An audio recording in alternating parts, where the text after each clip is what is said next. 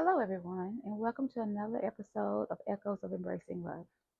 As you know, of Embracing Love is based on Dr. Charles Dean's Embracing Love series, which he has been doing for over 20 years. He is a renowned relationship coach. He has been doing relationship work for over 20 years and has been very successful at it. It is such a privilege to be able to look at his work and analyze it and be able to put application and reflection on it and to be able to just really talk about his work in a way that women can reflect on and see themselves and possibly get some clarity on some things because when I hear men talk about challenges in relationships, sometimes I feel like it's a little one sided because, of course, it's a man's perspective. And, of course, you know, a man's perspective is sometimes just that his perspective, his perception based on what is happening at the time. And, of course, when you have relationship coaches that are men, they can only work from their point of reference. And sometimes the point of reference is based on who they're talking to. And so, going from that, we often have to wade in based on assumption if both people aren't there. Because we all know there's this person's perception, the other person's perception, and in the middle somewhere there's the truth of the matter. And sometimes you just never get to the truth of the matter. But we do know at the end of the day, there are hurt feelings. There are aspects of a relationship that has caused hurt that leaves a bruise. I'm gonna call it a bruise. It leaves a bruise. It does. I think every relationship that someone has been in leaves a bruise because relationships that are really cared about, people have bruises. People that really care about each other say things that hurt each other. People that really care about each other do things inadvertently to hurt each other. And sometimes people do things to intentionally hurt each other. And I feel like, people who love each other a lot, I think learned behaviors become some things that people do to hurt others. I don't think sometimes it's intentional, but learned behaviors can sometimes be the worst things in a relationship. Because if you learn those behaviors in another relationship that you were in for 15 or 20 years, and you carry it into a new relationship where the new person is like, I'm not living that way. What do you do? Because how do you recondition yourself to become someone that this new person that you love can accept? Because I know you're thinking, well, if you love me, you'll accept me the way I am. And I think for the most part, people do. If they really love someone, they accept them for who they are. But I also know that there's certain things that some people are not going to live with. They're just not.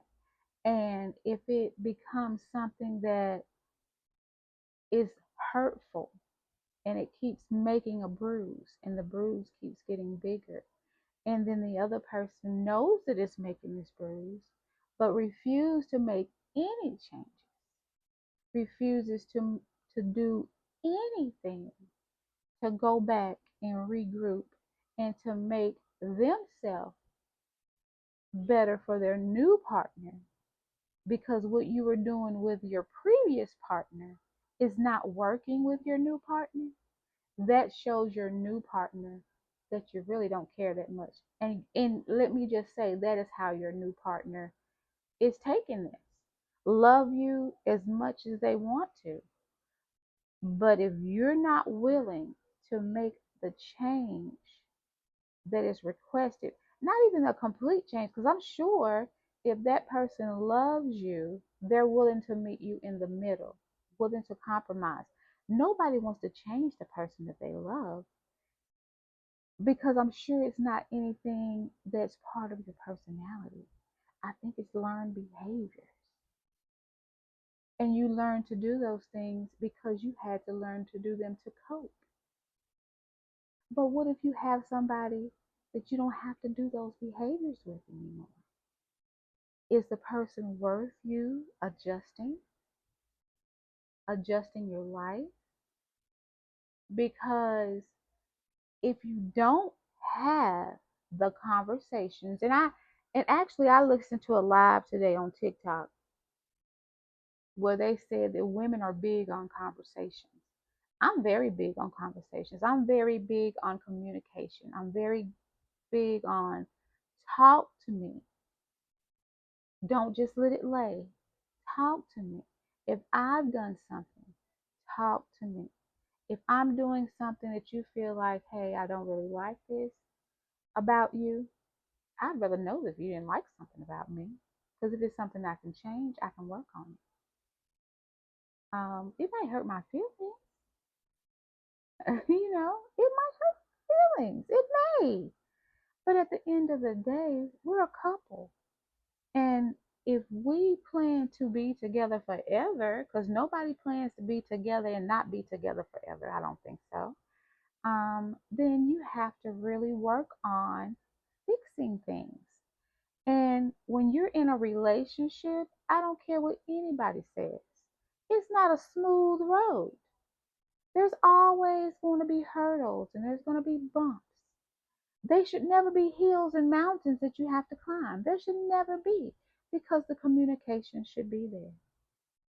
Because in the first episode, we talked about symptoms in a relationship, and communication was the big symptom of the illness that Dr. Dean talked about. He equated a relationship to an illness, and you got to identify the symptoms.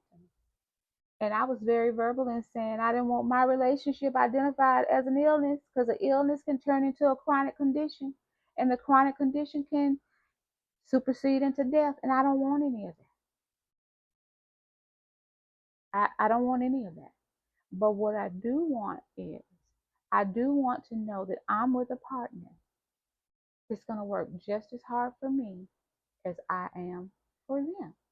And I think that's what everybody wants. Everybody wants a partner that is going to be in it the same as them. Now, people show love in different ways. They do. Some people show love by showing up, being there, doing what's needed to be done. Other people show love by taking care of the people that they love, making sure they're fed, making sure they're comfortable, finding things that they need, making sure they have it for them.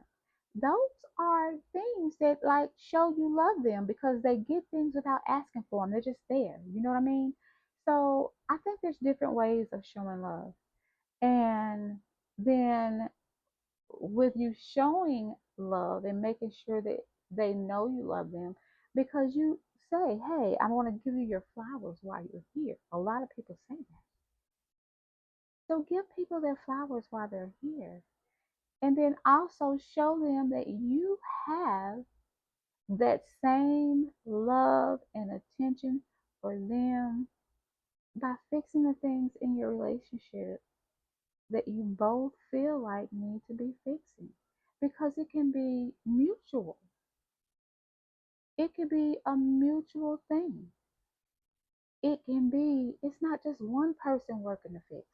It's both of you because it's a common goal for your relationship to work. It's common goal, guys. So in order for it to work, you have to work together, but you also have to be cognizant of what's wrong. And the only way to know what's wrong is to talk about it. And if you don't want to talk about it, what's left? What's left? So again, this is part 3 of When Love Hurts. And so I'm going to start with Dr. Dean talked about that men are rigid. Men are rigid. Um, they don't like to share. And it comes from a place of having to be the breadwinner, having to be the man of the house, having to be the role that their fathers taught them to be in. And as they make this transition into learning to communicate in a relationship, it's not the easiest thing for them. And again, as I listened to a live today where there were men talking about relationships, they were very verbal in saying that, hey, I'm a coach and I don't do well with this. And I found that very profound. And I thought it was the most wonderful thing I ever heard because for a coach to say, hey, I'm coaching people and I'm giving them advice. I know the things to say, I know the things to support people, but I struggle. I thought that was the most wonderful thing I ever heard. For them to say, I struggle with this. I struggle with saying that, hey, darling, I have triggers. Hey, my love, you did this and it triggered me. And it triggered me because da da da da da da da. You know, hey, my love, you said something to me today and it really hurt my feelings. Because what he said was maybe his special person said something to him today that really hurt his feelings and he just walked out. He didn't even let her know she hurt his feelings. But how do you think that that's going to come back around? He's going to come in, he's going to be moody, he's going to be upset, he's going to be like, you going to be, baby, what's wrong? Nothing, I'm fine. I'm all right. And I know that feeling, but I also know that feeling of when I've done absolutely nothing and my other comes home and I'm talking to him and he's like not in a space to hear me. And I'm like, honey, what's wrong? Oh, nothing. I'm fine. I'm just tired. When I know that's not it because I'm his other. I know when he's just tired. I know when he's off his game. And I get very resentful when I know there's something else going on and he just chooses not to speak to me about it. But I don't push. I don't. I don't push. I don't know whether to call that burying my head in the sand type one of things or if that's just letting him have his space. But letting him have his space is causing distance between us because it then becomes, so what is the problem that you can't talk to me? Because it does happen. I acknowledge that it happens. He would never acknowledge that it happens, but it does. It is what it is. But it causes distance because we're not communicating the way we should as a couple to be supportive of each other. But then that goes back to something else that he said. Um, oh, well, this is not what he said, but this is what I took from him and said. Took from what he said. because he was talking about the fight for relationships is that men don't share and they're rigid. And my thought when he said that was that the rigid stance forces women to just accept it, a sense of acceptance. And in that acceptance in women that is built on love, we accept the rigidity because we say we're going to love them for who they are. And we do, but that also sets up the distance, which is a symptom of the illness that Dr. Dean speaks of.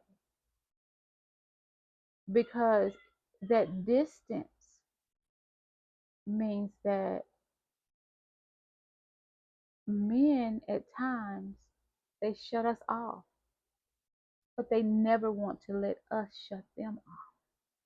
They want to know what's wrong. What's wrong with you? What's wrong with you? What's wrong with you? Um, what you mad about? And it's like a dog with a bone. And then if you don't tell them, then they're upset with us, women. Yeah. So there is my point. So this is when they call us difficult and they don't want to admit that they term themselves as rigid. But when we don't want to talk, it is something different. We're difficult.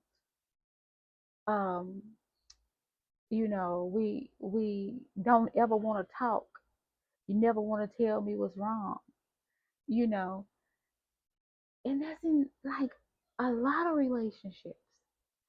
It is not even that because if I'm talking to you and my words are going in this ear and out that ear, what's the use?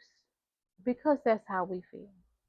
Because if I say something to you and there's no change, I'm not saying it again and again. Because my face is smiling at you. But my inside is saying, okay, okay, you playing with my gangster, but you go ahead. Go ahead. Because you playing with my gangster. Go ahead. But I'm smiling.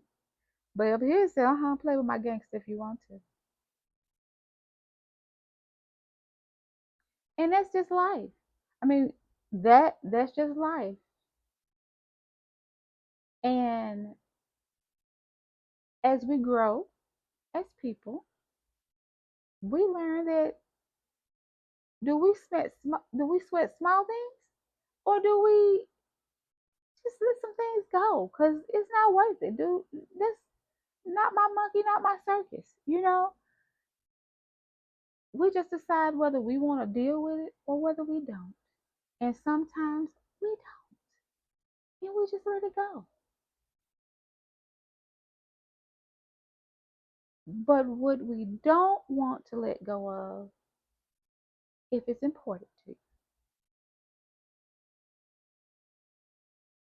are the things that can fix your relationship. Because if it's not important to you, you don't need to be in a relationship. If the things that you feel are important in your relationship that are broken, that you feel are broken, that needs to be the focus. And you can't focus on all of them at one time. You got to choose. You got to choose a pony and ride it. And once you master it, choose another pony and ride that one. Everything can't be done at once. So, um, when does the acceptance become no more? When does the acceptance of the rigidity?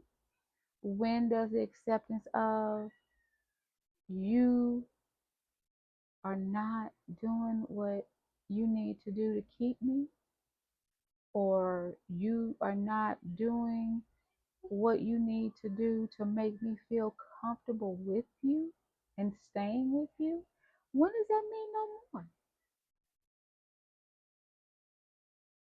That's for the person to choose. That's not for your friends to choose for you if you're talking to them. It's not for your parents to choose if you're talking to them. That is for you to choose. Because when you choose to either stay in or get out of your relationship, you need to have nobody to blame but you. Nobody. Because we all have to make choices, and we have to take accountability for those choices. So after you make the decision, you have to make it on your own. You can't go back and say, "Well, my mama said no, no, no, no, no." Well, my girlfriend told me no, no. At the end of the day, you made the choice. Don't make choices in the heat of the moment when you're angry. Don't make choices in the throes of passion, because I'm going to say those are temporary things. Those are temporary things. And those things we both know go away very quickly. They go away so quick. And then where are you? Right back where you were. But if you're confused, still confused, and you've talked and you've done all the talking that you can do, it might be some space. You might need space.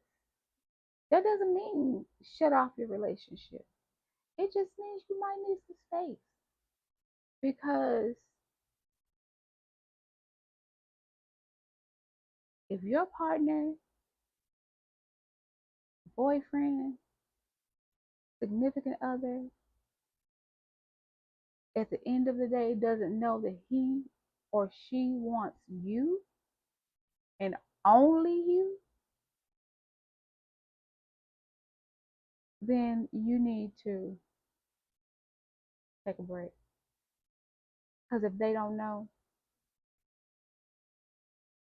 that's a problem. And they need to figure it out. Because at some point, you have to come before lots of things. Not everything, but lots of things. And if you know that you don't,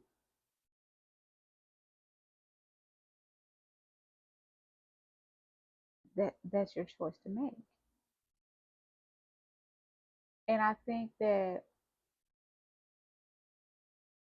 something Dr. Dean said in regard to people are always having expectations of a relationship.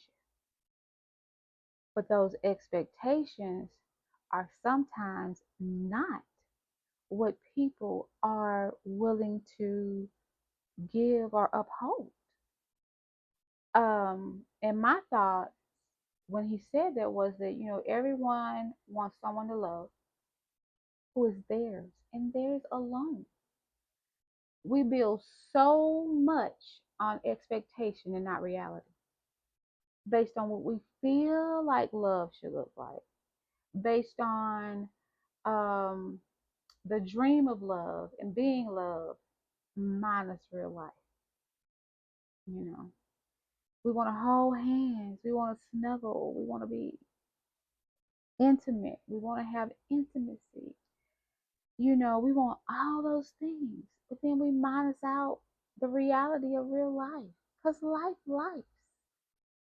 life interferes with that love that we all want. We have children, we have jobs, we have nosy friends, nosy parents, nosy neighbors. I mean, we have all these things, and we just can't act like they don't exist. And so, in dealing with that, it really has nothing to do with the past and what's going on in the moment. It really has to do with how you deal with life and your life. And you've got to be willing to go through it. You've got to be willing to um, take deal with the mistakes. You got to be willing to. I say grace, but sometimes grace is not always what needs to be given. I feel like it's just always something, and we say, look, I'm going to give you some grace, and maybe grace is not what we need to be given all the time. Because sometimes in relationships, people need to recognize their consequences, even for the small things. I'm great with silent treatment. I can treat somebody like a piece of furniture. You hear me? I mastered that. I mastered that in my first marriage. Oops, I'm sorry. I only been married one time. Oops, one time. 23 years. And I mastered it. I could treat somebody like a piece of furniture. Because I refused to argue. I refused to just become upset and I just don't. I don't have that. If we can have a rational conversation about what is happening, what is going on, what we're going to do to fix it. If we can't fix it, we need to figure that out too, because I can go, you can go.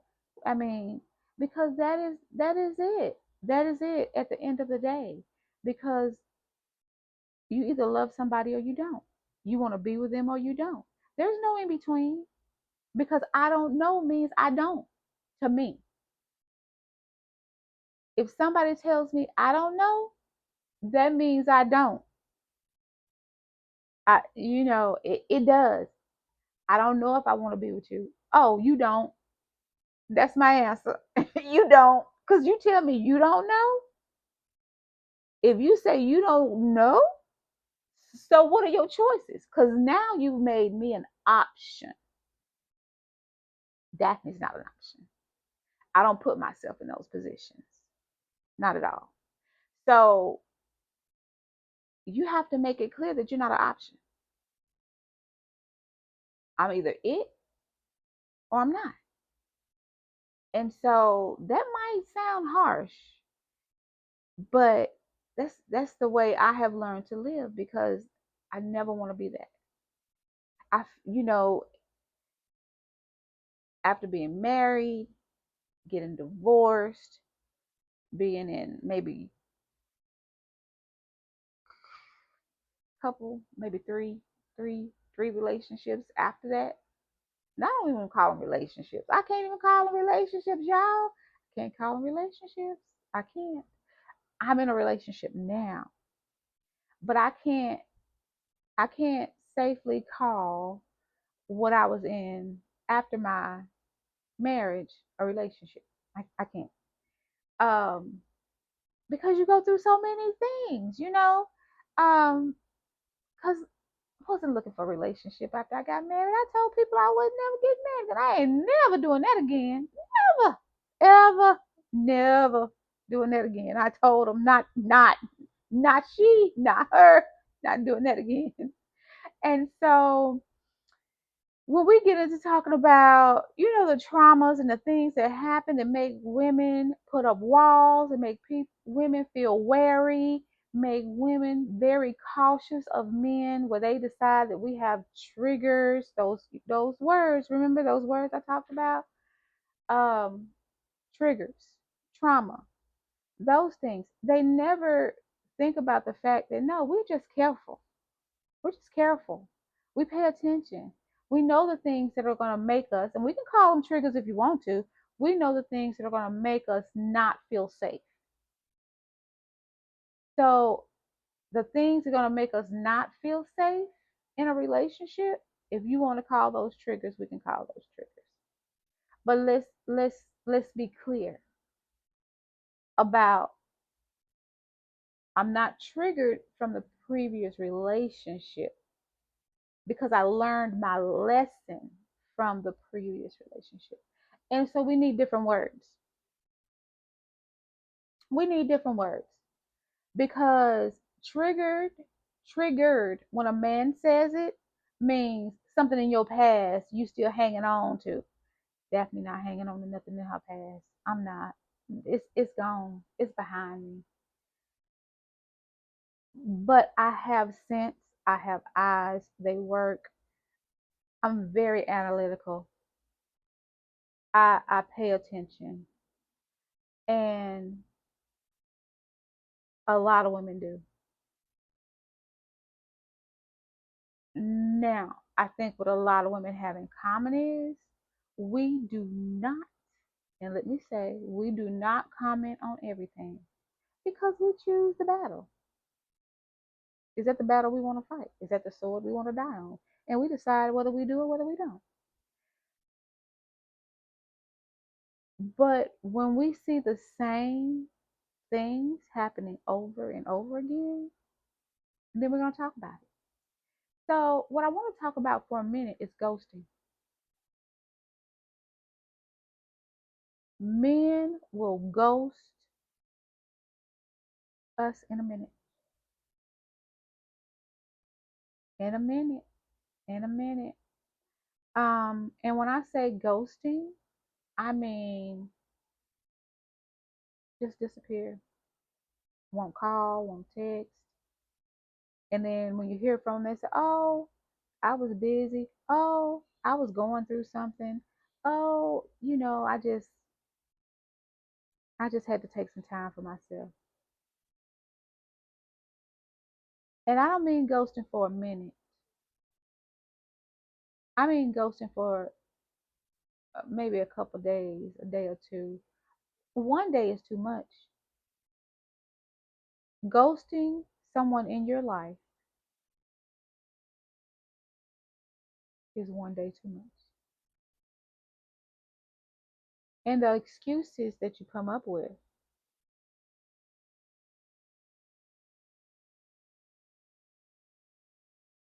that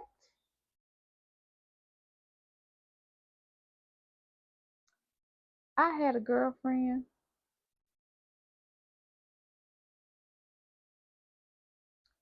and she was going through something.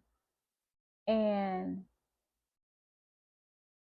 the guy was like, you know, I'm glad I can be here to support you through this. I'm glad I can be here to just be here. And he was there for her, you know. Then all of a sudden one day he just gone. Didn't call, didn't do it, didn't call, didn't text, didn't do anything. Gone for a couple of days.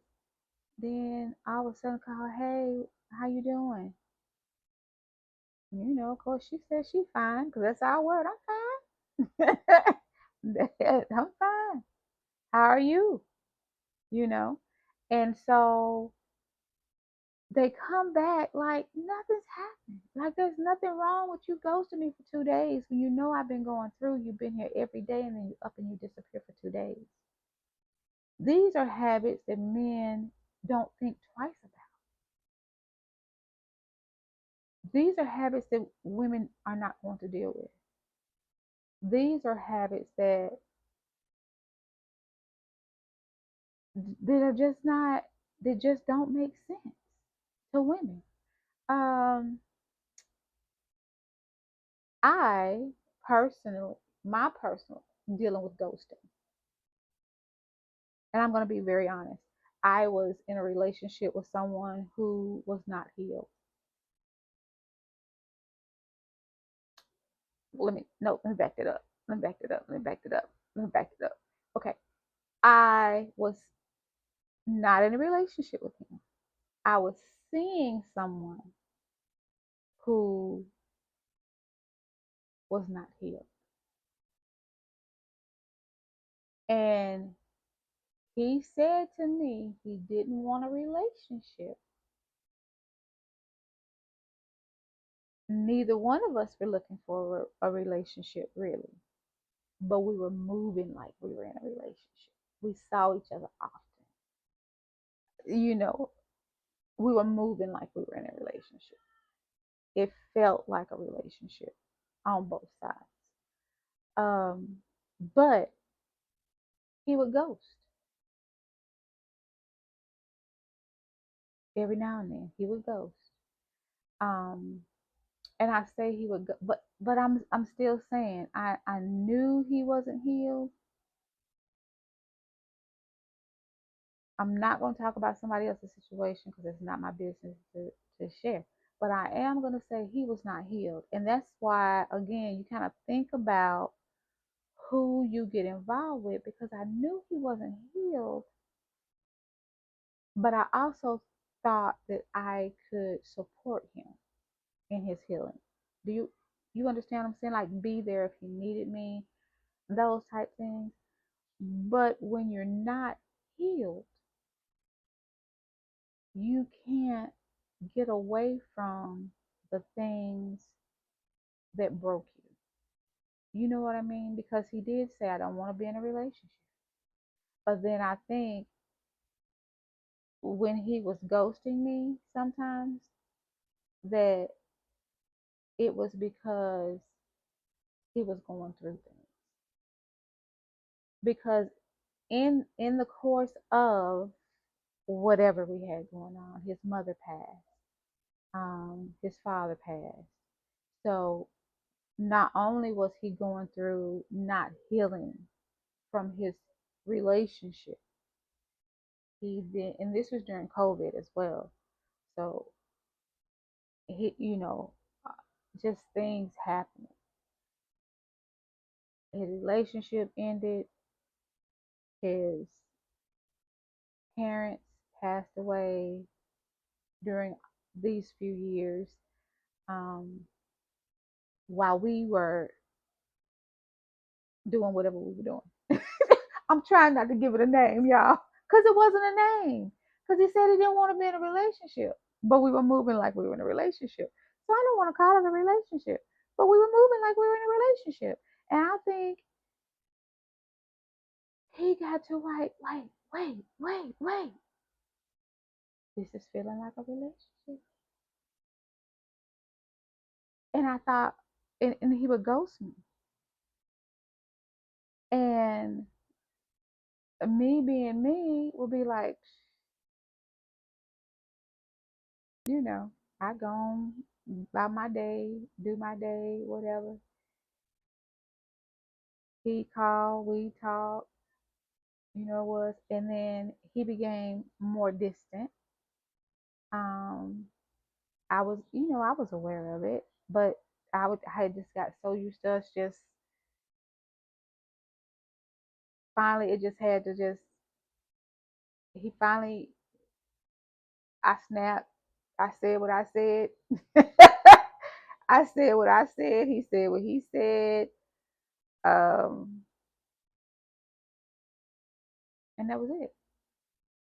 But at the end of the day, any hurt in that I took away, that was totally my responsibility. The man told me he didn't want to be in any relationship. I have to take responsibility for any hurt that I took on from that. Because at the end of the day, he said, I don't want to be in a relationship. And even though I thought I could be of support for him in dealing with what he was dealing with, he wasn't healed. And if I knew then what I knew now, I wouldn't have even tried because he was broken. He was broken. And he had not talked to any therapist, he had not done anything. But people who are always willing to help, and I am always willing to help anybody, you can't help people who are broken. You can't. Not even by listening, not by being what they need you to be. That's not helping. The biggest help I could have been with him was to say, "Hey, babe, you need to talk to somebody." That was the biggest help I could have been to him. Um, and just really saying to him, hey, you need to go talk to a therapist. But I'm going to say this to the men who just ghost to be ghosting and treat women shabbily, ladies, that's a cue.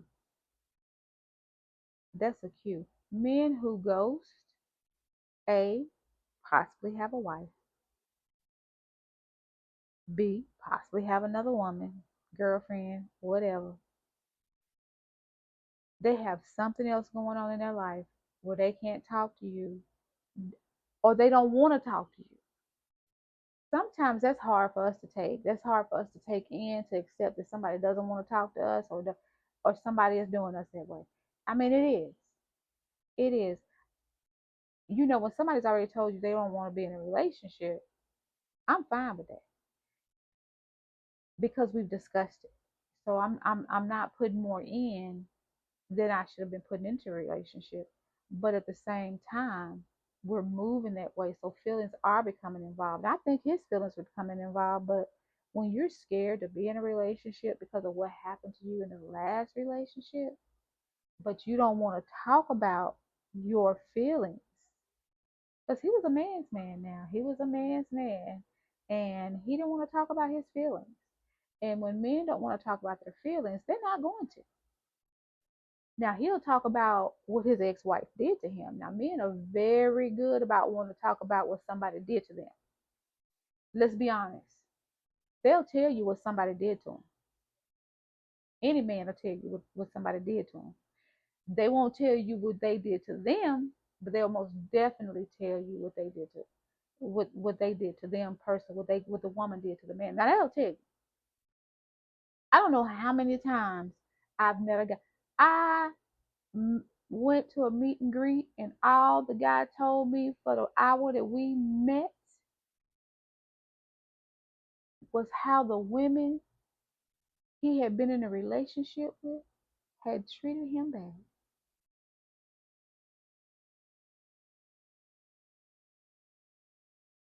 Man, this is why we put up these walls.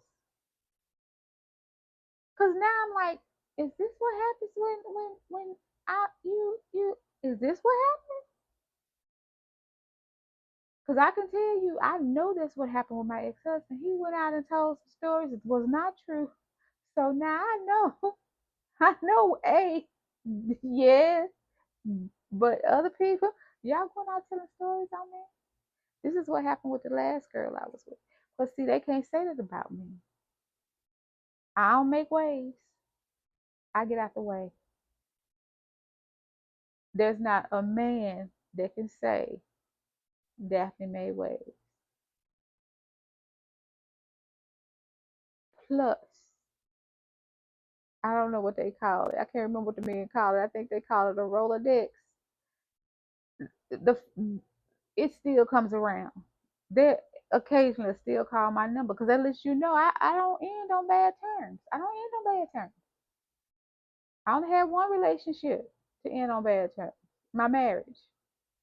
Other than that, I don't have relationships to end on bad terms because I feel like it ain't going nowhere. We just need to back off. I haven't ended a relationship on bad terms.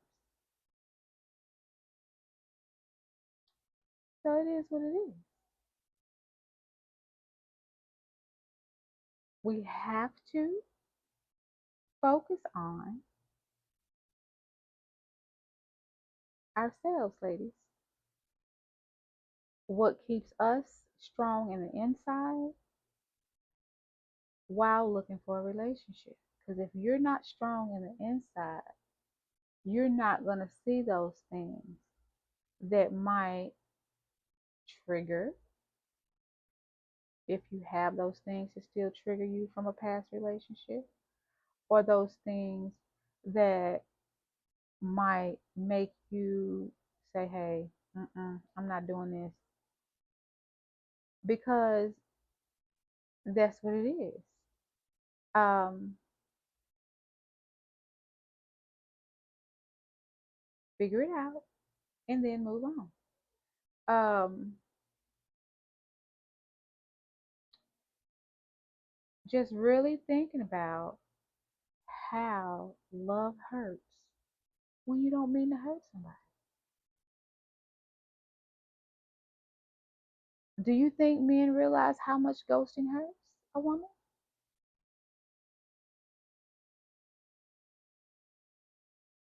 Do you think that telling a woman, I don't want to be in a relationship, you both agree to not be in a relationship, but then you're moving like you're in a relationship?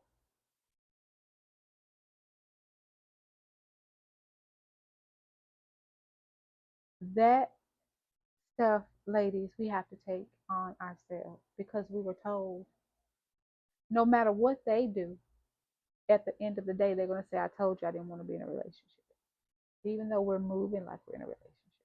So, those are the things we have to focus on. We have to remember that at the end of the day, we are responsible for our choices. And if we make the choice to be with someone who's ghosting us, or we make the choice to be with someone who is wishy washy about wanting a relationship, at the beginning, he said, I don't want to be in a relationship. And just because you feel like you're in a relationship and he's moving like he's in a relationship, when he's tired, he's going to say, hey, I told you I don't want to be in a relationship. No matter what you say or what you feel, he told you that. So you have to take accountability for expecting more. Um, and I, in the TikTok today, the live I watched, the guy said, if you go in somebody's DMs and you tell him, hey, I like you, and he doesn't respond to you, take that as his response. Don't keep coming back in the DM. Because if he didn't respond and say, hey, I'm interested, he's not interested. And to be exact, he said women just don't get it. They just keep coming back. And I promise y'all, I hear this every time. Every time. And they look at us as being someone as a glutton for punishment because they've said, I'm not interested. But they feel like when they say I'm not interested, we just keep hanging and dangling out there some kind of bait by saying no because you don't hear me saying no to you. I heard you. Me, Daphne, I heard you. I'm not coming back for more. But we have to learn that men get off on being able to say women are running after them. We ain't running after nobody. Let's not do that, ladies. We're not gonna run after anybody. We don't have time for that. We're not gonna run after anybody. We're gonna be on the search for the one who can do all things for us, that's protective, that's loving, that's sure, that's honest. And I think, that's what we need to do. Because when love hurts, it hurts. And when you have that relationship with that person that has all those qualities, love is still going to hurt. But the difference is you're going to be able to communicate, you're going to be able to fix it, you're going to be able to do all those things to fight for your relationship because that's what you're always going to have to do. You can stay with somebody that's ghosting you if you want to fight for that relationship. But that's a choice. And remember, nobody wants to live in misery. I think that's my sticking point. Nobody wants to live in misery. I know what it's like to love somebody and feel like you have to do the most. You have to do all these things to keep them. You don't. Because at the end of the day, if they love you, you don't have to do dog tricks. You don't have to jump through hoops because you're going to meet in the middle. You're going to meet in the middle. And as Dr. Dean says, if you need any help to find out what is going on in your relationship, to fix it, to get to the core of the problem, to get to the root of it, you can always contact him through loveradionetwork.com. And guys, I recommend that you do that, because before you sit, even singles, even if you're single and you just don't know where to go, even if you're in a relationship and you feel like you don't know where to go, you just feel like lost in it and you need someone to talk to, reach out to him. um Talk through it with someone. Find someone to talk through it with. Just do it. I'm telling you, it's just so much easier to have someone to talk through these things with, and you will feel so much better for it. I promise. Um, this is it, guys. This is it. We have completed our third episode of Echoes of Embracing Love, When Love Hurts Part 3. Yay! I'm so excited, guys. I have been enjoying this. I like to talk. So this gives me my outlet of just talking about whatever I want to talk about. In this instance, I'm talking about relationships. And for me, advocating for women um, is important. And just being able to say, hey, ladies, we can't take the perception that men have of us and walk with it.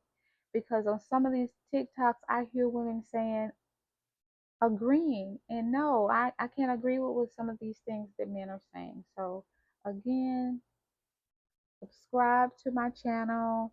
I will be back again with another episode of When Love Hurts, from Embracing Love, and I'll see you next time.